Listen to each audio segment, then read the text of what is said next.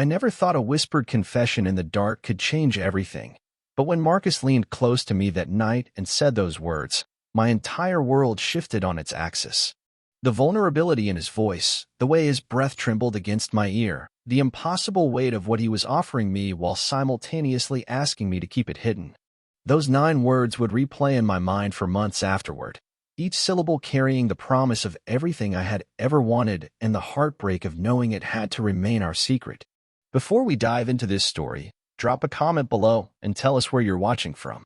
Enjoy the story.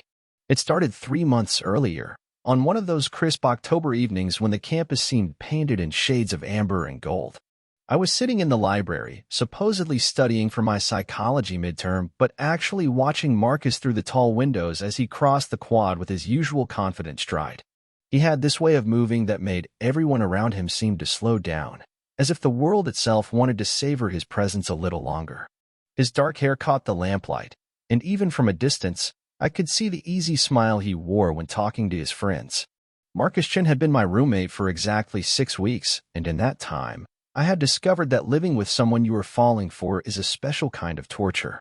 Every morning, I would wake to the sound of his alarm, followed by the gentle shuffle of his feet across our shared space. He was always considerate, always quiet, always mindful that I might still be sleeping. What he did not know was that I had started waking up earlier just to listen to these small morning rituals, to catch glimpses of him in his most unguarded moments. The housing office had paired us randomly, 2 graduate students who needed affordable accommodation near campus. On paper, we were perfectly compatible. Both pursuing advanced degrees, both neat and organized, both preferring quiet environments for studying. What the housing questionnaire had not accounted for was the way my heart would skip every time he said my name, or how I would find excuses to stay in our small apartment just to be near him. That evening in the library, I watched him disappear into the psychology building and felt that familiar tug of longing mixed with frustration. I had been wrestling with these feelings for weeks, trying to convince myself that what I felt was just admiration, just friendship, just anything other than the growing certainty that I was completely and hopelessly attracted to my straight roommate. I had never been good at hiding my emotions, but with Marcus, I had become a master of careful observation and strategic distance. I learned his schedule by heart, not to avoid him, but to maximize our casual encounters. I discovered that he drank his coffee black in the morning but added cream in the afternoon. I noticed that he had a small scar above his left eyebrow that he would touch unconsciously when he was concentrating. I memorized the way he laughed at his own jokes, a genuine, unself-conscious sound that made my chest tight with affection. The problem was that Marcus was not just attractive, he was kind. He was the type of person who remembered that I had mentioned liking a particular type of tea and would surprise me with a box of it from the campus store. He would leave little notes on the refrigerator when he knew I had a big presentation, simple messages like, "You've got this, Daniel," that would make me smile for hours. He had a way of making everyone around him feel seen and valued, and I was no exception. But Marcus was also decidedly, obviously straight. He talked about his ex-girlfriend Sarah with the kind of wistful fondness that suggested unresolved feelings.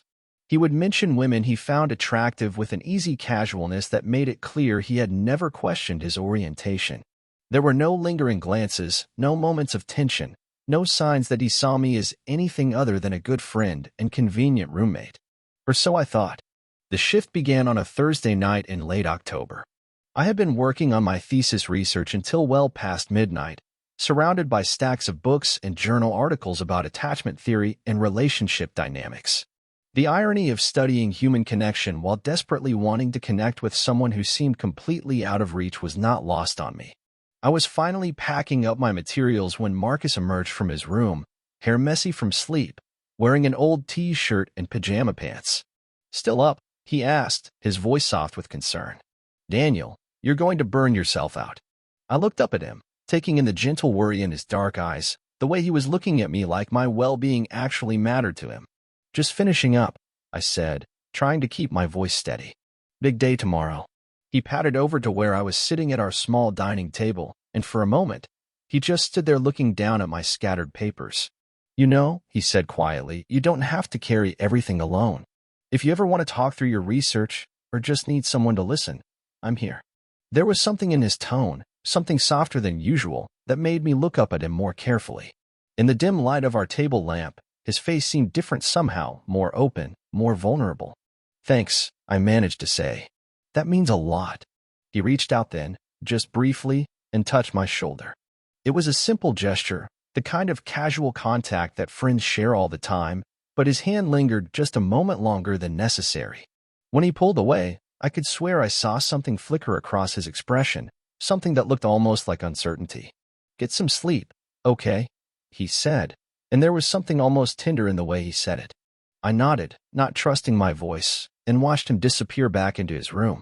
I sat there for a long time afterward, replaying that brief interaction, trying to convince myself that I had not imagined the shift in his demeanor, the extra beat of hesitation before he had pulled his hand away.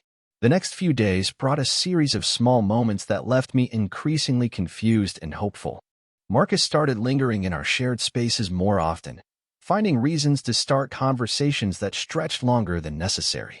He would ask about my day with genuine interest, listening to my responses with the kind of focused attention that made me feel like the most important person in the world. When I mentioned that I was stressed about an upcoming presentation, he surprised me by offering to let me practice in front of him. "I know I'm not in your field," he said, "but sometimes it helps to explain things to someone who doesn't know the jargon. Makes you think about it differently." So I found myself standing in our living room the next evening, presenting my research on attachment styles to an audience of one. Marcus sat on our couch, giving me his complete attention, asking thoughtful questions that showed he was genuinely trying to understand my work. When I finished, he was quiet for a moment, considering. "You know what strikes me about your research," he said finally. "The way you talk about how people learn to trust, how they learn to be vulnerable with each other. It's like you really understand what it feels like to be afraid of letting someone see who you really are." I felt my heart skip at his words, at the way he was looking at me with something that seemed like recognition. "I guess," I said carefully, "we all have parts of ourselves that we're afraid to show." "Yeah," he said quietly, and there was something in his voice that made me think he was not just talking about my research anymore. "We do." That night, I lay in bed replaying our conversation, trying to decode the subtext I thought I had heard in his words. Was he trying to tell me something? Was I reading too much into casual comments? The uncertainty was driving me crazy, but underneath the confusion was a growing sense of possibility that I was afraid to acknowledge too directly. The breakthrough came the following week, during one of those perfect November evenings when the air was crisp and clear, and the campus felt alive with possibility. Marcus and I had fallen into a routine of taking evening walks together, ostensibly for exercise, but really because we both seemed to crave the easy intimacy of walking side by side, talking about everything and nothing. We were discussing our plans for Thanksgiving break when Marcus suddenly stopped walking. We were in the middle of the campus quad, under one of the old oak trees that had been there longer than either of us had been alive. The streetlights cast long shadows across the grass, and in the distance, we could hear the faint sound of music from one of the dormitories. "Daniel," he said, and there was something different in his voice, something that made me turn to face him fully. "Can I ask you something?" "Of course," I said, though my heart was suddenly beating faster. He was quiet for a long moment, looking down at the ground, then up at the tree branches above us, anywhere but directly at me. When he finally spoke, his voice was barely above a whisper. "Have you ever felt like you were living your life for other people? Like you were so busy being who everyone expected you to be that you forgot who you actually were?" The question hung in the air between us, heavy with implication. I could see that asking it had cost him something, that he was taking a risk by being this vulnerable with me. "Yes," I said simply, because it was the truth, and because something in his expression told me that he needed honesty more than he needed comfort. He nodded, as if my answer confirmed something he had been hoping to hear. "I've been thinking a lot lately," he said, still not quite meeting my eyes. "About who I am when no one is watching. About what I want versus what I think I'm supposed to want." I felt my breath catch, sensing that we were approaching something significant, something that could change everything between us.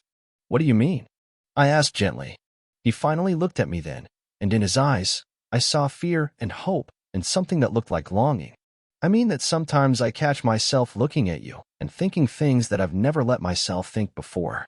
Feeling things that I've spent my whole life convinced I couldn't feel." The world seemed to stop. The distant music, the sound of cars passing on the street beyond campus, even the wind in the trees, everything faded until there was just Marcus and me, and the space between us that suddenly felt charged with possibility. "Marcus," I said, his name coming out as barely more than a breath. "I know this is crazy," he continued, the words coming faster now, as if he was afraid that if he stopped, he would lose his courage. "I know it doesn't make sense. I've had girlfriends. I've never questioned. But then you moved in, and everything I thought I knew about myself started to feel uncertain. I wanted to reach for him, to close the distance between us, to tell him that nothing about this was crazy, that I had been feeling the same impossible things. But I could see how much courage it was taking for him to say these words, and I knew he needed to finish. "I don't know what this means," he said. "I don't know what I am or what I want or how to make sense of any of this. All I know is that when I'm with you, I feel more like myself than I ever have before. And that terrifies me." "Why does it terrify you?" I asked, though I thought I already knew the answer. "Because," he said, and his voice broke slightly, "because if I let myself feel this, if I let myself want this, everything changes. My family, my friends, the way I see my whole life up until now. It's like admitting that I've been living as someone else for 25 years. I took a step closer to him then, close enough that I could see the way his hands were trembling slightly, close enough to catch the scent of his cologne mixed with the crisp autumn air. "Marcus," I said softly, "you don't have to figure everything out tonight. You don't have to have all the answers or know exactly what this means." "But what if I'm wrong?" he asked, and the vulnerability in his voice made my chest ache. "What if this is just some kind of confusion, some phase I'm going through? What if I hurt you? What if I hurt myself? What if you're not wrong?" I countered gently. "What if this is just you finally letting yourself feel something real?" He stared at me for a long moment, and I could see him wrestling with himself, with years of assumptions and expectations and fear. Then, so quietly I almost missed it, he said, "I think I'm falling for you, Daniel. And I have no idea what to do about it." The confession hung between us like a bridge, fragile and precious and terrifying. I felt tears prick at the corners of my eyes, not from sadness, but from the overwhelming relief of finally hearing him say what I had been hoping and fearing he might feel. "You don't have to do anything about it," I said. "Not right now. We can just see what happens. Take it one day at a time." He nodded, looking both relieved and scared. "I've never felt this confused about anything in my life," he admitted. "But I've also never felt this sure about wanting to figure it out." We walked home in comfortable silence that night, but everything between us had shifted. There was an awareness now, an acknowledgement of the feelings that had been building between us for months. It was not a resolution, but it was a beginning. The days that followed were a careful dance of discovery and restraint. Marcus and I began to navigate this new territory between us with the kind of cautious hope that comes with wanting something so much that you are afraid to reach for it too quickly. Our conversations became deeper, more intimate, filled with the kind of vulnerable honesty that only comes when two people are learning to trust each other with their most fragile truths. Marcus started sharing stories from his childhood, memories that helped me understand the careful way he had learned to present himself to the world. He told me about his parents, both successful professionals who had always emphasized achievement and conventional success. He described family dinners where the conversation centered around career advancement and social status, where being different was not celebrated but quietly discouraged. "I learned early that it was easier to be what people expected," he said one evening as we sat on our couch, sharing a pizza and talking until late into the night. "Good grades, appropriate girlfriend, clear career path. It was like following a script that someone else had written for my life. But you were good at it," I observed. "Following the script, I mean. You made it look effortless." He was quiet for a moment, considering. "Maybe too good at it," he said finally. "I think I convinced myself that if I could perform the role well enough, it would eventually feel real. That I would grow into the person everyone expected me to be. And now I'm realizing that maybe the person I was trying to become was never really me at all." These conversations were interspersed with moments of almost unbearable tension, times when the space between us seemed to crackle with possibility. Marcus would catch me looking at him and hold my gaze just a moment longer than friendship required. I would find excuses to brush past him in our small kitchen, hyper-aware of every point of contact. We were learning the language of attraction, the subtle ways that two people communicate desire without words. But we were also learning the language of fear. Marcus would sometimes retreat without warning, becoming distant and formal, as if he was reminding himself to maintain appropriate boundaries. I could see him wrestling with himself, caught between what he was feeling and what he thought he should feel. During these moments, I tried to give him space while also letting him know through small gestures that I was not going anywhere. The turning point came during Thanksgiving week. Most of the campus had emptied out as students went home for the holiday, but both Marcus and I had decided to stay. His family was in California, mine in Oregon, and the expense of travel combined with looming deadlines made staying put the practical choice. What neither of us admitted was that we were both looking forward to having uninterrupted time together. The week felt suspended somehow, separate from our normal routines and responsibilities. We cooked elaborate meals together, watched movies late into the night, took long walks through the nearly empty campus. There was something magical about having the world mostly to ourselves, about being able to exist in our own bubble without the usual social pressures and expectations. It was during one of these evening walks that Marcus first took my hand. We were crossing the quad, talking about our plans for winter break, when he suddenly stopped mid-sentence and reached for me. His fingers intertwined with mine so naturally that it took me a moment to realize what had happened. When I looked down at our joined hands, then up at his face, I saw a mixture of wonder and terror in his expression. "Is this okay?" he asked, his voice barely audible. "More than okay," I managed to say, squeezing his hand gently. We continued walking like that, hand in hand under the streetlights, and I felt like I was floating. Such a simple gesture, something I had seen countless couples do without thinking, but for us, it felt revolutionary. Marcus kept glancing down at our intertwined fingers as if he could not quite believe it was real. "I've never held hands with a guy before," he said quietly. "How does it feel?" I asked. He was quiet for a long moment, considering. "Right," he said finally. "It feels right."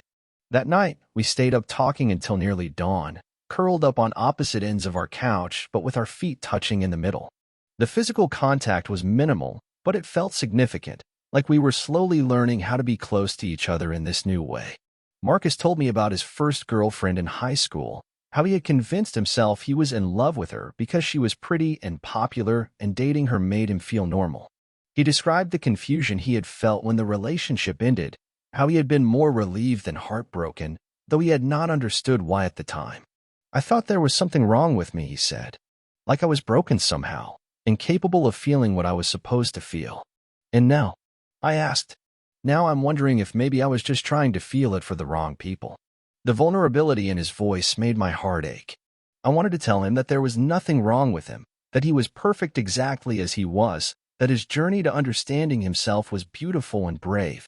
But I could see that he was still processing, still figuring out how to integrate these new realizations with everything he had believed about himself. Instead, I reached across the space between us and took his hand again. He smiled at me, a soft, grateful expression that made me fall for him even more. The week continued in this gentle pattern of growing intimacy and careful exploration. We cooked Thanksgiving dinner together, just the two of us, creating our own small tradition. Marcus surprised me by making my favorite dessert, something he had remembered from a casual comment I had made weeks earlier. I found myself watching him move around our kitchen with easy familiarity, and the domesticity of it all made me ache with longing for a future I was not sure we could have. After dinner, we settled back on the couch with wine and the comfortable silence that comes with deep contentment. Marcus was sitting closer to me than usual, close enough that I could feel the warmth radiating from his body, close enough that when he shifted position, his shoulder brushed against mine. "Daniel," he said suddenly, his voice serious. "Can I tell you something?" "Always," I said. "I've been thinking about what this means," he said, gesturing vaguely between us. "About what I want, about what I'm ready for." My heart started beating faster, sensing that we were approaching another significant moment. "I know I'm not ready for anything public," he continued. "I know that probably sounds selfish or cowardly, but I need time to figure this out without the whole world watching." "That doesn't sound selfish," I said gently. "It sounds human." He looked at me with such gratitude that I had to resist the urge to reach for him. "But I also know that I don't want to keep pretending this isn't happening," he said. "I don't want to keep acting like what I feel for you is just friendship when it's clearly something more." "What are you saying?" I asked, though my heart was already racing with hope. "I'm saying that maybe we could try this," he said. "Whatever this is. Just between us, just for now. See where it goes." The offer hung in the air between us, precious and fragile. I could see how much courage it had taken for him to suggest it, how much trust he was placing in me. "Are you sure?" I asked. "Because, Marcus, I need you to know that if we do this, if we cross this line, I'm not going to be able to go back to pretending I don't have feelings for you." "I know," he said. "I'm scared, but I'm more scared of spending the rest of my life wondering what might have happened if I had been brave enough to try." That night, Marcus kissed me for the first time. We were still sitting on the couch, the remains of our Thanksgiving dinner cleared away, the apartment warm and quiet around us. He had been talking about his fears, about the uncertainty of not knowing how to navigate this new part of himself, when he suddenly stopped mid-sentence and looked at me with an expression I had never seen before. "I want to kiss you," he said simply. "I've been thinking about it for weeks, and I want to know what it feels like." "Then kiss me," I said, my voice barely above a whisper. He leaned toward me slowly, giving me time to pull away if I wanted to, but I stayed perfectly still, hardly daring to breathe. When his lips finally met mine, it was soft and tentative at first, a question more than a statement. But when I kissed him back, when I let him know without words that this was what I wanted too, he deepened the kiss with a kind of desperate relief. It was nothing like the passionate, dramatic kisses you see in movies. It was gentle and uncertain and absolutely perfect. When we finally broke apart, Marcus rested his forehead against mine, both of us breathing hard. "Well," he said quietly. "Yeah," I agreed. "Well." We spent the rest of the evening kissing and talking and learning the feel of each other in this new context. Marcus was careful and considerate, checking in with me frequently to make sure I was comfortable, that he was not moving too fast or asking for more than I was ready to give. His thoughtfulness made me fall for him even harder. When we finally went to bed that night, it was to our separate rooms, but everything had changed. We had crossed a line that we could not uncross, acknowledged feelings that we could not take back. As I lay in my bed, I could hear Marcus moving around in his room next door, and I wondered if he was having the same trouble sleeping, the same mixture of exhilaration and terror that was keeping me wide awake. The next morning brought a new kind of awkwardness, the uncertainty of two people who had shared something significant and were not sure how to navigate the aftermath. Marcus was already in the kitchen when I emerged from my room, making coffee with the kind of focused concentration that suggested he was using the task to avoid thinking about other things. "Good morning," I said carefully. "Morning," he replied, not quite meeting my eyes. "Coffee, please." We moved around each other with exaggerated politeness, both of us hyper-aware of the space between us, of the memory of the night before hanging in the air like a question neither of us was ready to answer directly. It was not until later that afternoon, when we were both reading on the couch with careful distance between us, that Marcus finally addressed what had happened. "About last night," he said, closing his book and looking at me directly for the first time all day. My heart clenched, prepared for him to tell me it had been a mistake, that he needed to take it back. "I don't regret it," he said quickly, as if he could see my fear. "I just need you to know that I'm still figuring this out. I don't want you to think that because we kissed, I suddenly have all the answers." "I don't expect you to have all the answers," I said. "I'm figuring this out too." "Really?" he asked, and I could hear the relief in his voice. "Really? Marcus, I've never been in a situation like this either. I've never cared about someone who was questioning their sexuality. I don't know the right things to say or do. I'm just trying to follow your lead and be honest about what I'm feeling." He smiled then, the first genuine smile I had seen from him all day.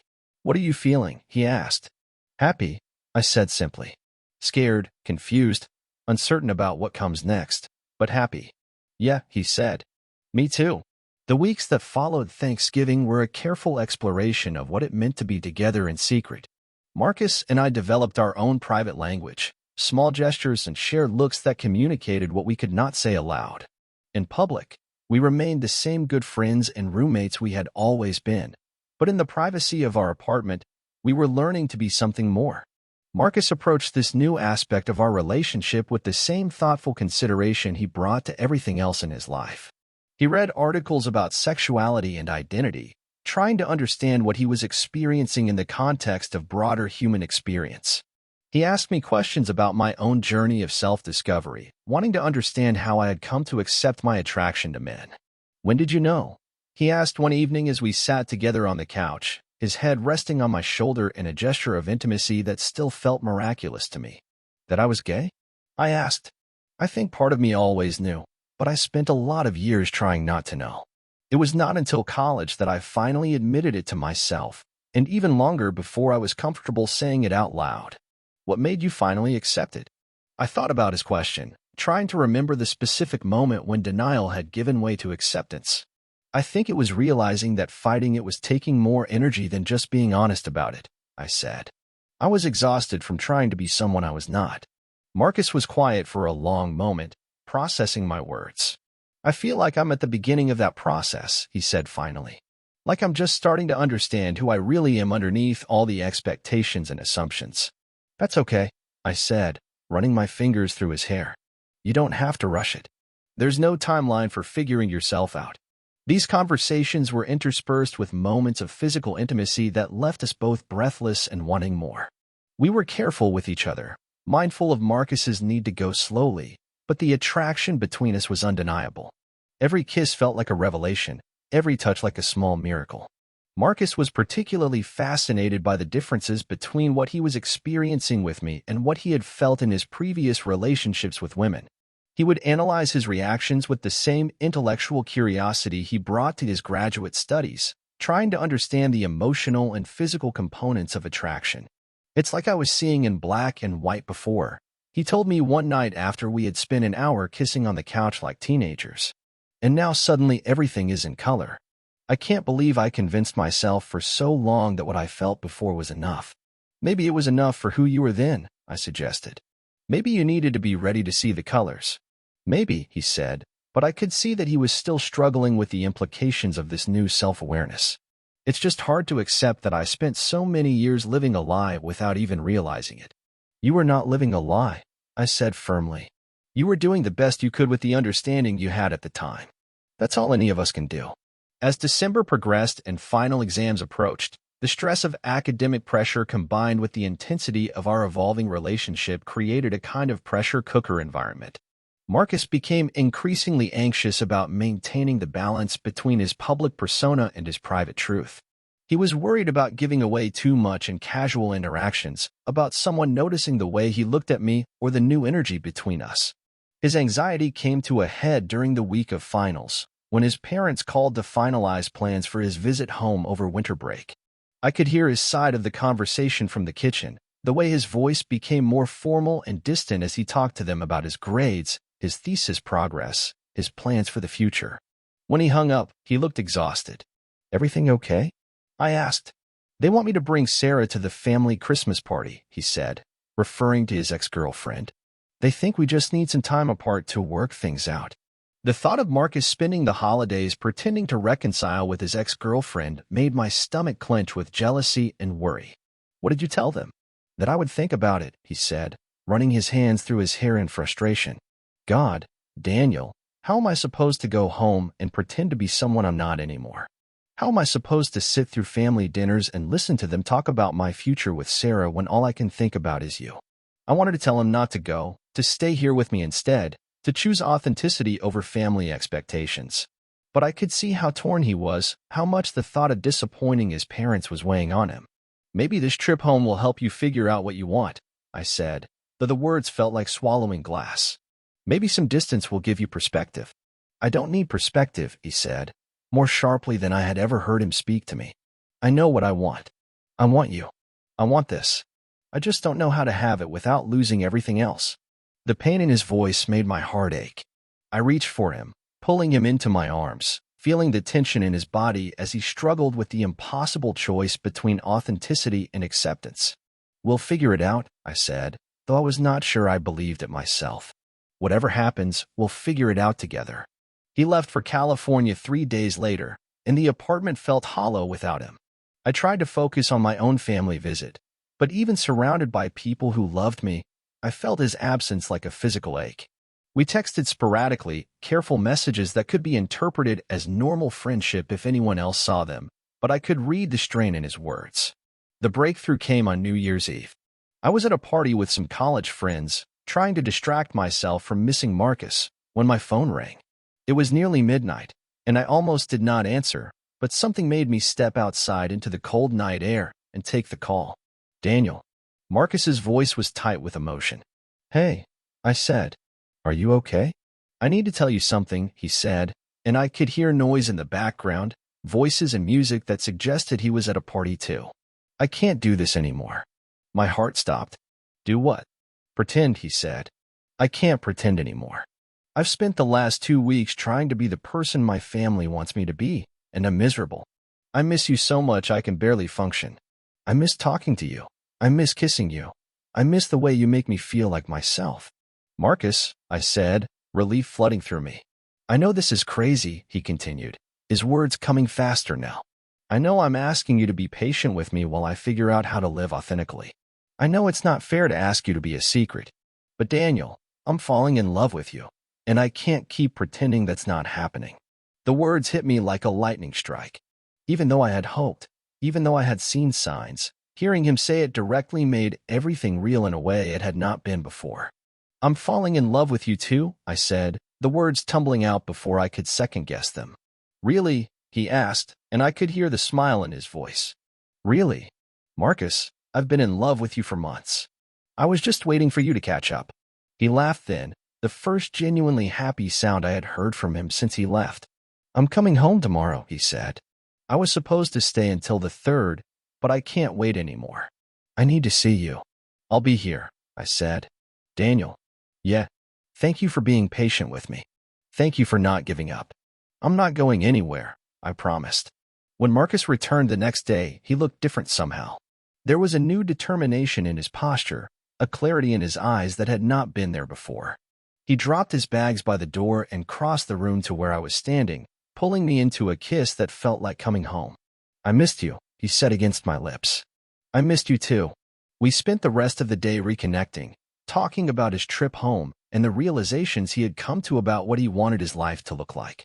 He told me about the moment of clarity that had come during his family's New Year's Eve party, watching his cousins with their spouses and children, realizing that the life everyone expected him to want felt like a prison.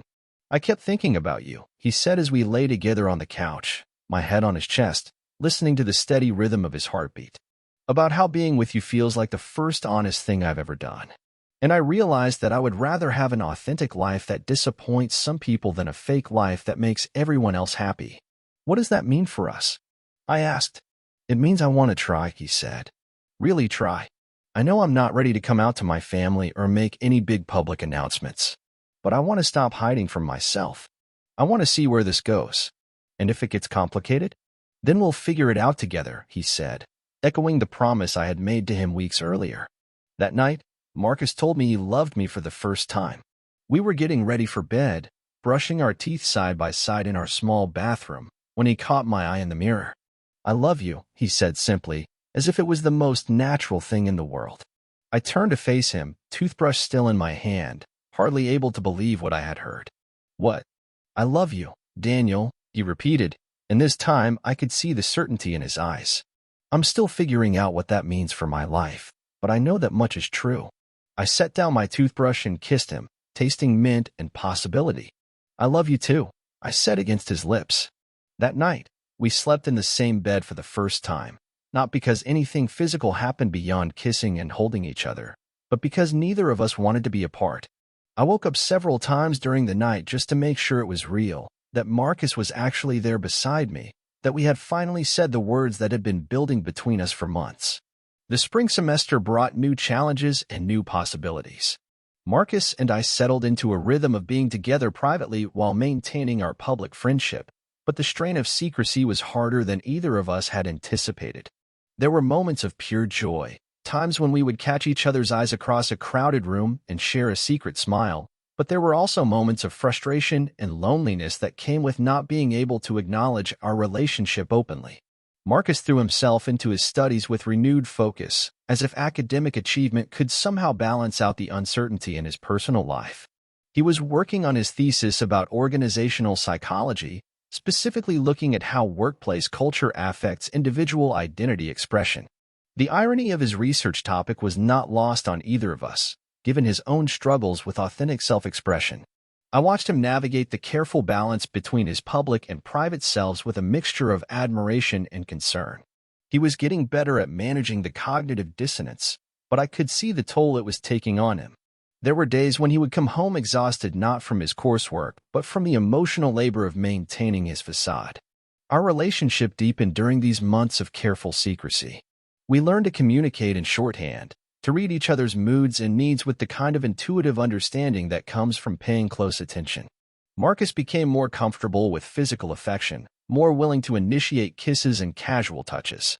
He would reach for my hand while we watched movies, rest his head on my shoulder while we studied, curl up against me in bed with the natural ease of someone who had found their home. But the secrecy also created its own pressures. We had to be constantly vigilant about our behavior in public, careful not to stand too close or look at each other too long. There were several close calls, moments when friends or classmates made comments that suggested they might be picking up on something different about our dynamic. The most difficult moment came in March, when Marcus's ex-girlfriend Sarah came to visit. She had been accepted to a graduate program nearby and wanted to see the campus, and Marcus felt obligated to show her around. The night before her visit, he was a wreck of anxiety and guilt. "I hate this," he said as we sat together in our living room. "I hate that I have to pretend with her. I hate that she still thinks we might get back together. I hate that I'm going to hurt her." "You're not responsible for her expectations," I said gently. "You can be kind without being dishonest about where you are in your life." "But how do I explain that I've changed without explaining how I've changed?" he asked. "How do I tell her that I'm not the person she fell in love with without telling her why?" It was an impossible situation, and we both knew it. Marcus ended up spending the day with Sarah, showing her around campus and catching up on their mutual friends. When he came home that evening, he looked emotionally drained. "How did it go?" I asked. "She knows something is different," he said, collapsing onto the couch beside me. "She kept asking if I was seeing someone, if there was another woman. I told her I was focusing on my studies, but I could tell she didn't believe me." "Did you tell her about us?" "No," he said quickly. "I wanted to, but I couldn't find the words." How do you tell someone that you've realized you were never really attracted to them? That everything you thought you felt was just you trying to convince yourself you were normal? I could see the guilt eating at him, the weight of carrying secrets that affected other people's lives. "Maybe someday you'll be ready to have that conversation with her," I said. "But it doesn't have to be today." "I know," he said. "It's just hard, feeling like I'm living multiple lives. Sometimes I forget which version of myself I'm supposed to be." These moments of crisis were balanced by moments of pure happiness, times when the joy of being together outweighed the complications of secrecy. Marcus had started staying in my room most nights, and I loved the domestic intimacy of our shared morning routines. He would make coffee while I showered, and I would make breakfast while he got dressed. We had our own private jokes and references, our own way of being together that felt completely natural and right. One particularly memorable evening in April, Marcus surprised me by planning an elaborate indoor picnic. He had spread blankets on our living room floor, complete with candles and takeout from my favorite restaurant. When I came home from the library to find him sitting cross-legged on the floor, grinning at me with nervous excitement, I felt my heart skip with affection. "What's all this?" I asked. "I realized we've never been on a real date," he said. "I mean, we can't exactly go out to dinner or see a movie like a normal couple, but I wanted to do something special for you." The thoughtfulness of the gesture, the way he had tried to create a romantic experience within the constraints of our situation, made me fall in love with him all over again. We spent the evening eating and talking and laughing, and for a few hours, it felt like we were the only two people in the world.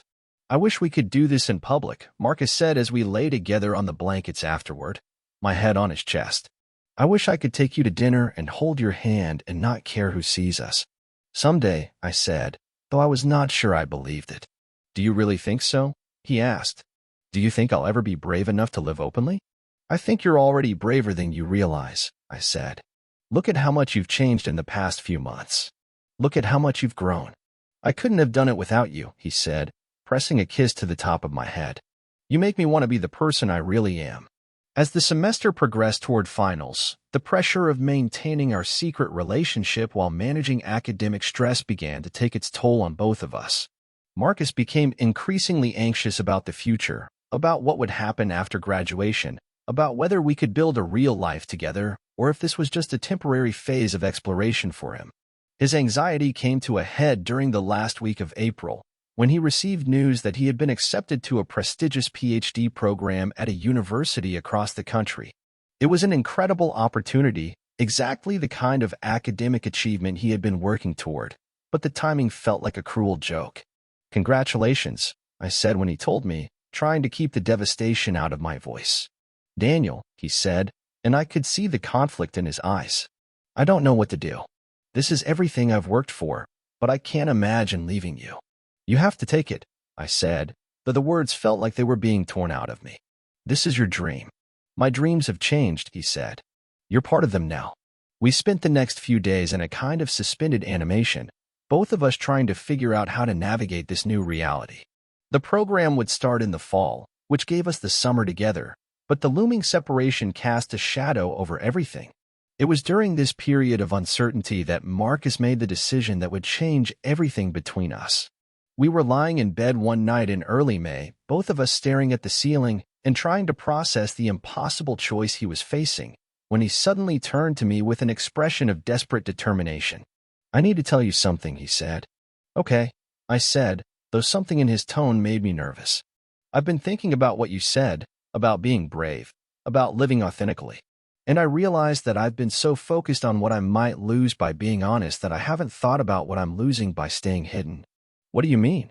"I mean that I'm tired of being afraid," he said. "I'm tired of loving you in secret. I'm tired of pretending that the most important relationship in my life doesn't exist." My heart started beating faster. "Marcus, what are you saying?" "I'm saying that I want to try being open about us," he said. "I want to see what happens if I stop hiding." "Are you sure?" I asked. "Because once you do this, you can't take it back. People will know." "I know," he said. "And I'm terrified. But I'm more terrified of losing you because I was too scared to fight for us." The next few weeks were a whirlwind of careful coming-out conversations and tentative steps toward authenticity. Marcus started by telling his closest friend from graduate school, a conversation that went better than he had dared to hope. Encouraged by the positive response, he began opening up to other people in his life, each conversation building his confidence for the next. The most difficult conversation was with his parents. Marcus agonized over how to tell them, rehearsing different versions of the conversation until he had worked himself into a state of near panic. When he finally made the call, I sat beside him on the couch, holding his free hand while he found the courage to speak his truth. "Mom, Dad," he said, his voice shaking slightly. "I need to tell you something important about my life." I could not hear their side of the conversation, but I could see Marcus's face cycling through fear, relief, disappointment, and hope as he explained his relationship with me and his evolving understanding of his own identity.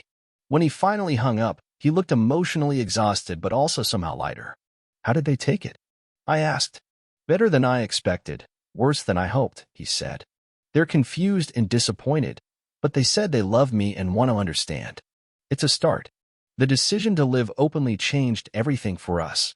Suddenly, we could hold hands while walking across campus. We could go to dinner together without worrying about who might see us.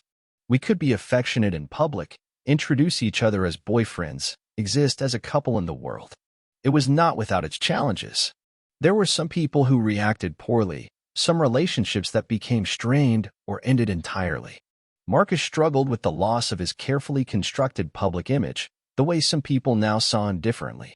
But for every person who pulled away, there seemed to be another who stepped forward with support and acceptance. The transformation in Marcus was remarkable.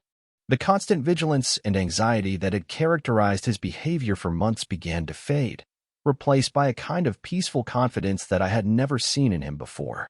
He seemed more comfortable in his own skin, more willing to take up space in the world. "I feel like I can breathe again," he told me one evening as we sat together on our couch, no longer needing to listen for footsteps in the hallway or worry about who might walk in. I didn't realize how much energy I was spending on hiding until I stopped doing it. As graduation approached, Marcus made another decision that surprised everyone, including himself.